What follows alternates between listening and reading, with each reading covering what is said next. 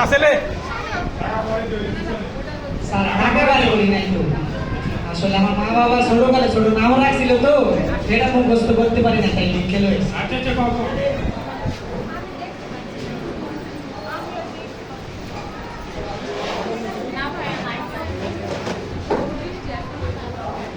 হ্যাঁ স্যার, আমার নাম কইতে কইছেন না? হ্যাঁ, আমার নামটা তো শুনবেন। দি একাত্তর আলী মোহাম্মদ ব্লুটুথ বয় ওরফে রজনালী শিকদার, ফোন নাম্বার 19 নবাব হাবলুর ছোট।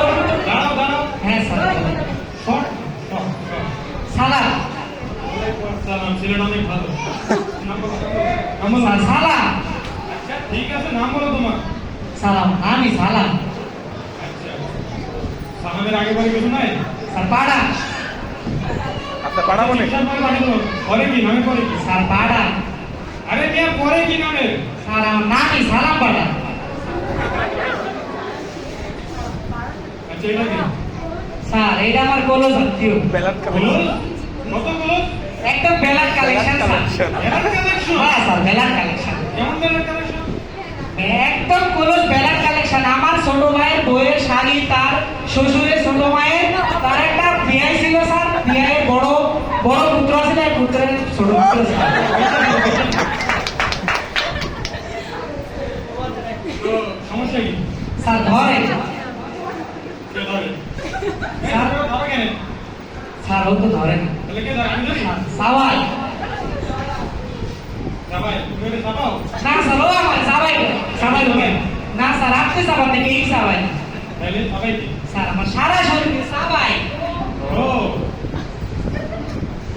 আচ্ছা তো বলো আর কিছু ইয়েস ওয়াটার এসো না এই বাইরে কে আছিস পানি নেই স্যার, আমি পানি খাইতে চাই নাই তো, বলে আমার রোগের নাম কইছি স্যার।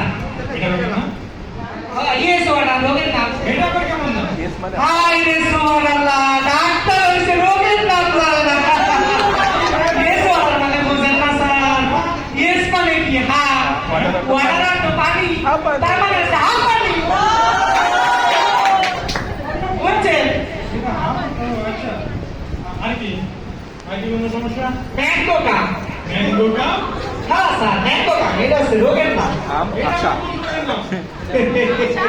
এমবিবিএস ডক্টর আইছে, ম্যাঙ্গো কাম মানে জানে না, এটা কি রোগ এটা বুঝে না স্যার। আপনি আসলে ডক্টর তো। বুঝাও তুমি বুঝাও স্যার ম্যাঙ্গো মানে কি হ্যাঁ আর কাম মানে কি? আশা, তাহলে হচ্ছে আমাশা। আমার হচ্ছে আমাশা স্যার।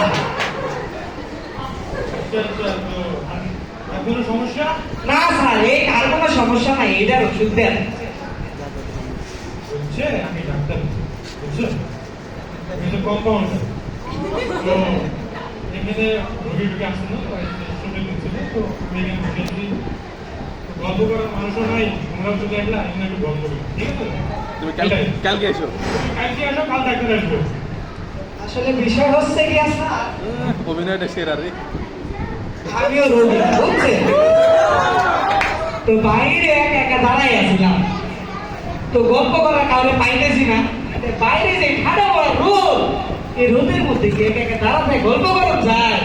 এর লেগে ভাবলাম যে আপনার চেম্বারে আইসা এসে বাতাসও নামো, আপনার লগে একটু গল্প করবো, আমার সময় কাটা যাবো না। এইটা হচ্ছে বিষয় স্যার, বুঝছেন? ভালো থাকবেন। সেরা সেরা সেরা